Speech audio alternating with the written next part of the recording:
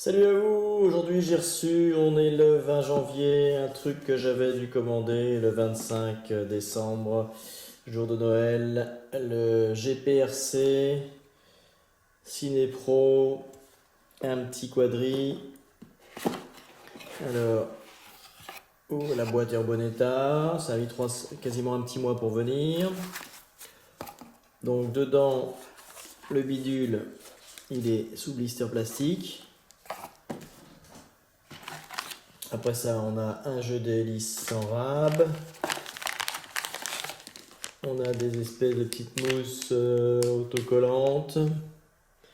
Une clé Allen. On va voir ça en détail tout à l'heure.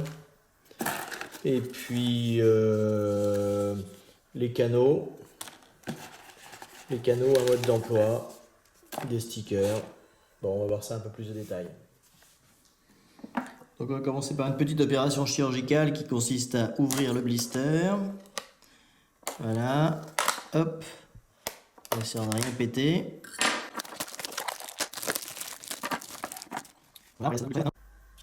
Alors le mode d'emploi, c'est le mode d'emploi de récepteur. Voilà, un RXRR. Donc les schémas de câblage, comment il faut l'installer. Bon. Et puis l'autre côté, comment le coupler. Bon, je verrai si ça donne quelque chose d'utilisable. Voilà, donc le mode d'emploi. Donc j'avais déjà dit les fréquences, des petits autocollants, ça vous occupe. Et alors on va regarder un petit peu de plus près le bidule. Donc il n'y avait pas de manuel de la bécane, mais par contre il y a un machin support, user manual download. Voilà, donc t'as qu'à aller te démerder à télécharger le truc si t'as envie d'avoir un mode. Voilà, j'ai écrit exactement ce qu'il fallait. Et après ça, j'ai fait Inter. Attention, roulement de tambour. Et ça me raconte quoi? Ça mouline. Ouais, ça mouline. Et voilà, download. Jusque-là, tout va bien. Jusque-là, tout va bien. Et je vois que j'ai le Ciné Pro qui est là. Donc je vais dessus. Je clique dessus. Et là, j'ai deux manuels. Alors, je sais pas quelle est la différence. Je tape sur le premier.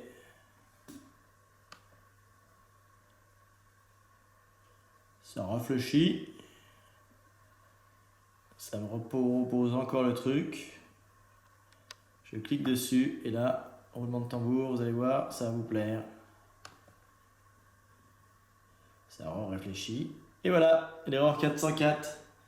Oups, this page can't be found. Donc voilà, tape pas la notice et ça t'envoie le lien, t'envoie vers un truc à la con. Super, je suis heureux. Donc si on regarde l'oiseau d'un peu plus près, à l'arrière, c'est des XT30 et pas des XT60. Alors évidemment, je me suis aperçu que j'avais pas ce qu'il fallait en chargeur pour charger ce type de connectiques. Donc je les ai commandées, mais elles sont pas arrivées. Donc en attendant, j'ai fait une bidouille infâme. Alors voilà la bidouille infâme. J'ai inséré, en fait, c'est les ferrailles de connexion des cerveaux. Je les ai écrasées pour que ça rentre en forçant un petit peu dans la XT30. Et puis je l'ai enquillé dedans. Et puis de l'autre côté, avec un vieux domino pourri, je l'ai mis sur mon chargeur. Et je suis en train de charger. Voilà. Et puis pour faire un peu de sécurité, j'ai mis de la gaine thermo rétractable non rétractée autour des deux trucs, autour des deux fils. Autant vous dire que c'est pas un truc qu'il faut laisser en charge quand vous n'êtes pas là. Donc je suis en train de charger une batterie parce que je n'avais pas acheté en même temps la connexion qui va bien. Donc vous ferez mieux que moi, vous ferez attention à prendre des XT30. Ça c'est la sortie vidéo. Hélice de 2 pouces. Au milieu il y a les deux tours. Il y a un endroit où il faut plugger une carte SD, je ne sais pas où. Et à l'avant, j'ai enlevé le cache, on a donc la Cadix qui fait du 4K en 60 images secondes, en 30 images secondes, pardon, 4K 30 images secondes. Voilà, et il y a une version un peu plus intéressante en 60 images secondes. Parce que le 4K, ça ne me passionne pas. Voilà, voilà. Et en dessous, a priori, comme j'ai pris la version avec un récepteur monté, j'ai donc les câbles du récepteur. D'ailleurs, il est là, le récepteur. Donc voilà. Je reprends mon unboxing quelques temps plus tard. Alors, j'en profite pour dire qu'il y avait des espèces de straps qui étaient dans la boîte. Là, c'est vraiment de la merde. Je les ai balancés et j'ai récupéré un vieux strap Pro Drone qui traînait quelque part. Ça, c'est un point. Ensuite, ici, alors le machin est un peu plus dégueulasse parce que j'ai volé, je me suis foutu dans l'herbe tout à l'heure, il faut que je nettoie. Ici, c'est le slot pour la carte mini SD. Alors, pour l'atteindre, il faut appuyer franchement sur le truc, sur l'arceau de sécurité. Alors, je vais essayer de vous le rentrer. Donc, on appuie franchement sur l'arceau de sécurité et on la met dedans, comme ça. L'arceau de protection. Là, elle est passée. Alors, ce qu'on voit là, c'est que elle est bloquée. Ce qui fait qu'en cas de choc, elle ne peut pas être éjectée. Avec le bon outil ici à rentrer, il faut ensuite la pousser pour qu'elle rentre bien à sa place. Ah, décidément.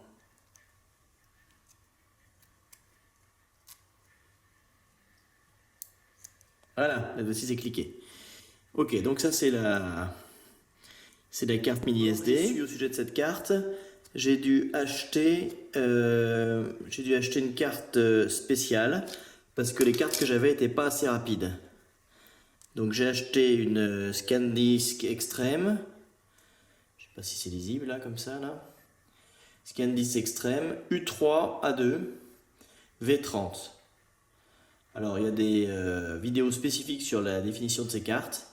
En tout cas, celle qui permettait de filmer du 4K dans mon Mavic n'avait pas la bonne vitesse d'acquisition de vidéo, ce qui fait que même en 1080, ça me faisait des micro-coupures. Alors je vous dis pas, en 4K, c'était top merdique. Donc il faut acheter une bonne carte pour aller avec la machine. Voilà, cet unboxing est terminé. L'oiseau était quasiment prêt à voler parce que les paramétrages radiocommande et carte de vol ont été assez simples à faire.